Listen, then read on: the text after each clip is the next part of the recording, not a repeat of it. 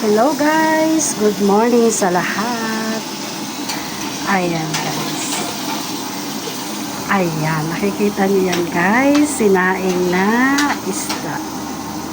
Nilagyan ko yan ng sibuyas, bawang, paminta, at suka. Ayan siya guys, at kaunting tubig nang maluto, ayan na siya. Yan ang gustong-gustong ulam ng aking bunso at ng aking darling. Yan ang ulam niya. Mamayang tanghalian. Ang pinaalmusal ko naman sa aking darling ay petchay na may sariwa lang siya. Nilagyan ko ng tubig, nilagyan ko siya ng kamatis, at nilagyan ko siya ng pampaasim na kalamansi. Yun ang pinaulam ko na may petchay para masustansya sa kanya. Nakain na ka lang niya guys, hindi ko na siya pinidyohan. Ayan. At ayun naman ang niluluto ng aking nanay guys. Giniling. Giniling na ang sangkap niyan ay sibuyas, bawang, nilagyan niya na ng paminta, giniling, maraming patatas, carrots. Ayan guys. At lalagyan niya yan ng tomato sauce at beans. Eto guys, ayan. Ayan ang ilalagay ng aking ina. Ayan, lalagyan niya yan ng tomato sauce. Ayun, inilagay niya na guys ang green beans. Nilagyan niya ng green beans. Yan ang paborito naman niyang ulam. Ayan siya guys. At ito ang tomato sauce guys. Ayan.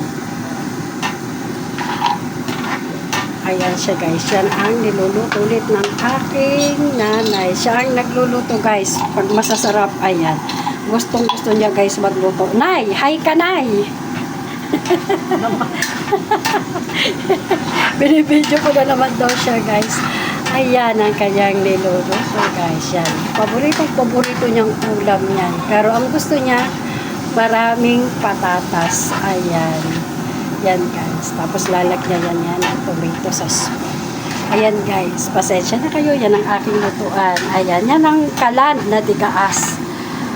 Yan guys. Kasi noon ang aking lutuan ay 2 burner stove guys. Naku, natakot ako dahil muntik na akong masilap nun guys. Kaya nagkaroon ako ng phobia sa ganung lutuan. Kaya mas gusto ko papanatag ang loob ko kapag ang lutuan ko ay ito.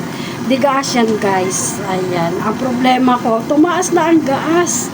Dahil sa nangyayari ng kaguluhan sa Middle East, apektado na ang mga bilihin. Lalo na ang gaas.